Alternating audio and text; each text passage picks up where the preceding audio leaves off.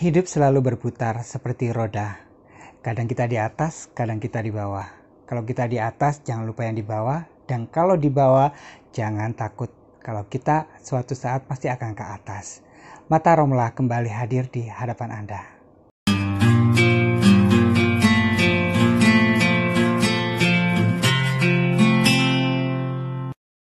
Masih di Mata Romlah.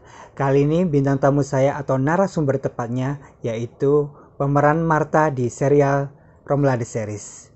Kita sambut dia, Nuris Tamtara.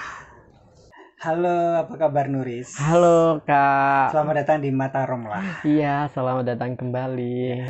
Ini kali ini akan saya incer dengan banyak pertanyaan ya, dan nggak terlalu banyak juga sih. Gitu. Ya, ini Nuris Tamtara ini beneran nama asli atau bagaimana? Kalau Nuris Tamtara itu nama panggung saya. Nama panggung? Iya, benar.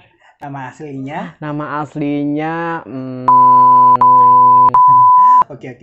Nah, ini Nuris Tamtara ini kan ikut main di serial Romlah The Series. Iya, dan betul. Itu sebagai Martha Tilaar ya. Iya, betul sekali. Ya, itu kenal dengan sosok pemain Romlah ini awalnya bagaimana? Awalnya itu kan aku dulu itu ikut audisi penghuni terakhir ya, season 7 atau season berapa gitu lupa saya. Televisi itu ya? Iya, yang di ANTV yang lagi booming itu kan Kak. Iya, jadi kita awal kenal itu di audisi itu ya kan, terus akhirnya kita kenalan dan kita akrab, terus aku main ke rumahnya, terus kok Mbak Romlah ini punya ide untuk buat YouTube channel gitu. Ya udahlah aku ikut langsung ke channelnya dia gitu. Waktu itu kalau nggak salah inget itu waktu penghuni terakhir sempet satu grup ya kalau nggak salah. Iya, kita satu grup juga. Iya, lupa. Ya, kita sempet satu grup juga, tapi kita nggak beruntung ya. Kita nggak berkesempatan untuk ke Jakarta. Mungkin belum jalannya. Ya, mungkin juga sebelum beruntung. Oke, dan ini kalau boleh tahu ini ya untuk pemirsa Mata Romlah sendiri ini keseharian Nuris ini seperti apa sih kalau boleh tahu? Kalau saya sendiri keseharian saya juga kerja ya Kak. Saya kerja sebagai administrasi di salah satu rumah sakit Surabaya. Asli Surabaya berarti ya? Iya, asli Surabaya. Jadi rumah sakit. Kerja terus kalau udah di rumah ya udah nggak ngapa-ngapain, cuma kerja aja terus di rumah, ya gitu deh. Mengenai cita-cita ini ya, sebenarnya cita-cita Nuris itu seperti apa sih? Atau ingin jadi apa sih gitu? Kalau cita-cita ya jujur waktu kecil cita-cita itu apa ya, nggak terpikirkan dari kecil ya. Cuma aku dari dulu. Tapi itu untuk sekarang kalau dari dulu pingin banget itu aku pingin banget jadi artis. Tapi tahu lah ya jadi artis itu seperti apa. Karena itu kan ya kita daftar ke penghuni terakhir itu tadi, siapa tahu rezekinya di situ. Dan ternyata belum rezeki ya kan ya. Kita punya rencana lain, kita punya rencana, Allah punya rencana lain. Seperti itu. Nah, ini mengenai untuk kehidupan ya, pasti kan dalam hidup ini atau dalam keseharian ini ada suka dukanya, pasti akan ada gitu. Kalau boleh tahu nih, sukanya itu ini suka dulu atau duka dulu yang duka dulu aja. Untuk yang sedih-sedih dulu ini dalam kehidupan sampai detik ini. Ada nggak satu kisah sedih yang benar-benar itu membuat sedih dan nangis atau dalam keadaan apa? Itu kalau boleh tahu. Ya, sebenarnya sih aku nggak mau menceritakan kesedihanku di semua orang ya. Berhubung ini aku di acara Mata Romlah spesial, aku bercerita di sini. Ya, kalau ditanya kesedihanku, aku sedih ketika aku ditinggal ibuku. Ditinggal ibu gitu ya? Iya. Itu ditinggal ibu meninggal atau ditinggal kemana gitu? Ibuku udah di surga, sudah bahagia sama yang Sang Pencipta. Sakit atau karena apa itu Nuris? Ibuku sakit sih. Dan itu lama? Lama banget. Tapi itu waktu ibu sakit masih sempat untuk merawat enggak?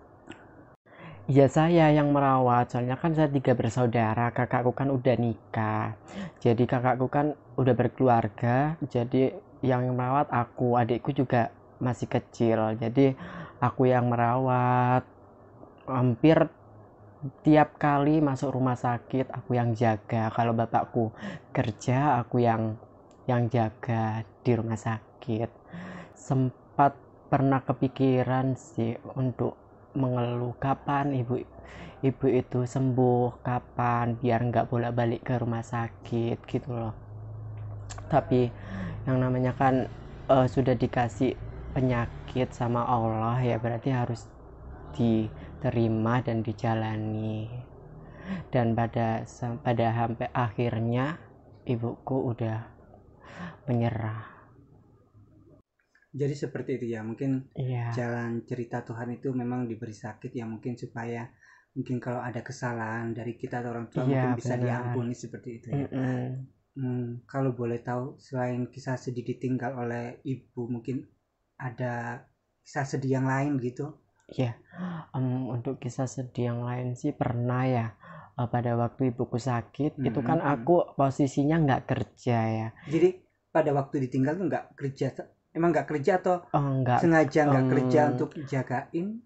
gini, pertamanya kerja, cuma aku keluar dari pekerjaan sebelumnya, soalnya kan nggak ada yang rawat ibuku. Soalnya gini, kalau ibuku masuk rumah sakit kan bingung siapa yang jaga, sedangkan kakakku kan udah berkeluarga, sudah nikah, jadi kan nggak mungkin kalau menjaga ibuku di rumah sakit. Jadi aku putuskan untuk ya udahlah, siapa lagi kalau bukan aku yang menjaga gitu loh. Terus sempet gitu pas aku nggak kerja, itu kan udah lama ya, lama Kak, kurang lebih 1 tahun ya aku sampai nggak Itu pegang 1 tahun uang. itu dari ibu sakit atau setelah ibu nggak ada gitu, terus satu dari tahun dan ibu dari nggak? ibu sakit itu aku udah nggak kerja, terus ibu nggak ada. Alhamdulillah aku ditawarin saudaraku kerja di salah satu rumah sakit itu, saya mau. Jadi nggak kerjanya itu sampai 1 tahun. Iya, kurang lebih 1 tahun. Tapi pas aku udah kerja, itu ibuku masih ada. Cuma ibuku belum sempat melihat aku pakai seragam yang dari rumah sakit itu, sudah nggak ada. Ini kan ibu nggak sempat lihat pakai baju itu, apa mungkin Nuris sendiri tahu keinginan orang tua itu Nuris supaya seperti jadi apa, atau pinginnya orang tua Nuris itu pengen jadi apa gitu? Enggak, sebenarnya ibuku itu pinginnya cepet-cepet aku itu kerja, tapi terus kalau aku kerja itu siapa yang jaga ibu gitu loh. Jadi aku putuskan untuk nggak kerja. Terus pas aku udah kerja, udah pakai seragam yang dari rumah sakit itu, seperti kayak seragam kebanggaan gitu loh. Tapi ibuku udah nggak bisa melihatnya. Ya gimana Jadi itu lagi? satu penyesalan ya, karena nggak sampai, Iya, paling nggak kita itu bisa membahagiakan orang tua gitu ya. iya bener banget. Ini kalau boleh tahu nih ya, hal-hal yang membahagiakan selama ini sampai detik ini itu apa? Hal yang membahagiakan ketika aku mempunyai suatu keinginan dan keinginanku itu tercapai. Contohnya seperti apa itu? Ya, contohnya kayak aku kan dari dulu kan ini ya, orangnya kan maksudnya mandiri gitu loh, apa-apa itu nggak minta orang tua gitu, jadi beli sendiri. Contohnya kayak pingin HP nih, aku beli sendiri, nabung. Terus pingin ini itu, ya aku nabung. Pokoknya jangan sampai aku membuat susah orang tua gitu loh. Jadi apa-apa harus nabung dan pakai uang sendiri gitu. Itu yang membuat aku bahagia dan seneng gitu loh, kalau apa sing tak pingin terus tercapai dari hasil keringat saya sendiri gitu loh. Ini kalau boleh tahu lagi nih ya, di serial Romla di series itu ada satu yang benar-benar ikonik gitu. Waktu Serimpet itu kan tuh yang benar-benar yang ini di serial itu Nuris itu memang aslinya seperti itu kah, atau pendiam kah, atau bagaimana sih sebenarnya? Takutnya ini pemirsa nih lihat ini hal itu settingan itu di depan kamera dibuat kayak gitu. Sebenarnya Nuris ini orangnya seperti apa gitu? Kalau aku sendiri ya kalau aku belum kenal sama orang itu, aku ya kayak pendiam gitu. Tapi kalau aku udah kenal orang nih ya, ya udah all out lah, muncul lah karakterku seperti apa. Tadi kan kakak tanya tuh yang di serial The Romlah, The Series yang aku jatuh, itu nggak dibuat-buat, aku Itu jatuh kenyataan sendiri, keserimpet gitu iya ya. keserimpet Cuma tiap sama harinya rok nggak pernah pakai aku. rok kan. Iya bener banget.